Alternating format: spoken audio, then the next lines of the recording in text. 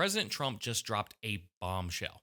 He believes the federal government should completely wash its hands of childcare funding, as well as potentially Medicare, Social Security, and all those different entitlements, and completely push it back to the states. They are doing this while requesting over $200 billion in order to wage a war with Iran.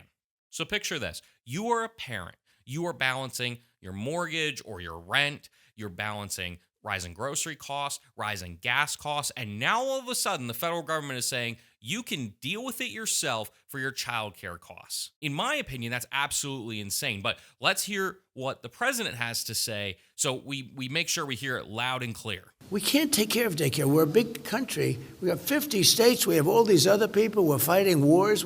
We can't take care of daycare. You got to let a state take care of daycare, and they should pay for it too.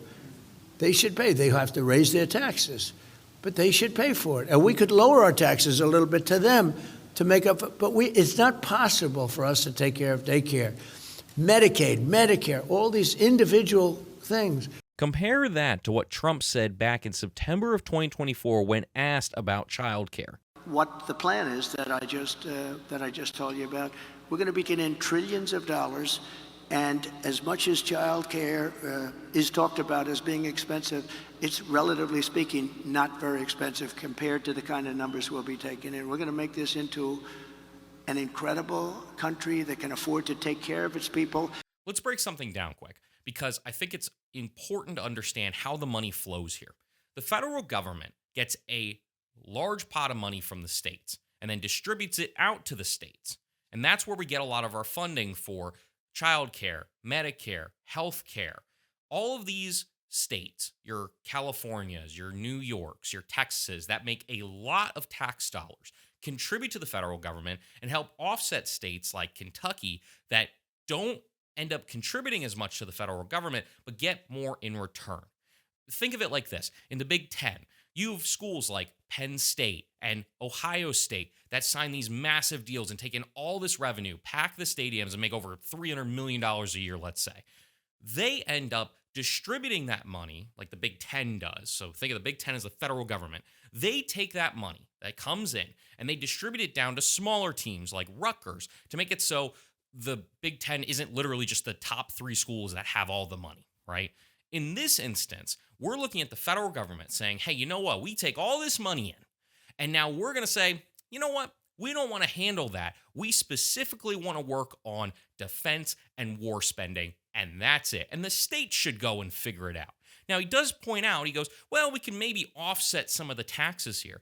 But when we're talking about the amount of money that is shared back and forth between the states and the federal government, it is ridiculous. I mean, we're talking about $1.1 billion the federal government gives to the state of Pennsylvania. The state of Pennsylvania only puts in $237 million in order for this is for their child care stuff. So now we are looking at potentially having to, if the federal government just washes their hands and says, deal with it yourself, you're looking at a $1.1 billion shift in you're having to come up with that out of thin air to keep the program we have right now that is affecting 94,000 Pennsylvania families.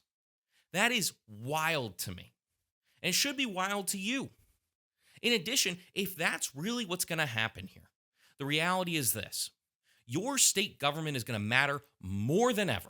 It's always mattered, but now when the federal government's saying we're washing our hands of this and they're signaling that we don't want to pay for child care anymore, and that the promises of the federal government to help provide for more families and whatnot, no, we're not doing that anymore. We're only paying for war. The reality is your state government matters more than ever. And that means we need leaders who are willing to commit to making sure that the money that we are spending is actually going to working families and not to corporations and billionaires and bailouts. We need representatives who actually have the guts to stand up and fight for Pennsylvanian values.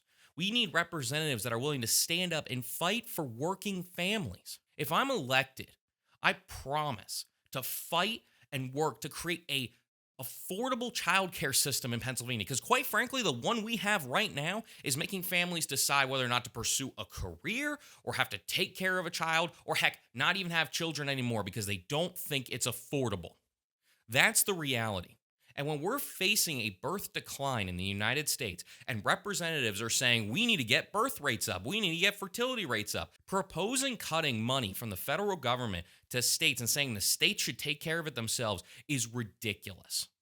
We need representatives in our state government that when this happens, because at this point it doesn't seem like it's an if, it feels a lot more like a when, that we have representatives who are willing to fight to ensure that those 94,000 families have access to childcare they need so we can still have an economy that functions. So parents don't have to choose between a career and taking care of their kids. So people feel like they can actually have a family and raise a family in Pennsylvania. That's my goal. That's my mission. And if I'm elected to state representative, I will fight for a proper childcare system that is affordable, accessible, and actually makes sense in Pennsylvania.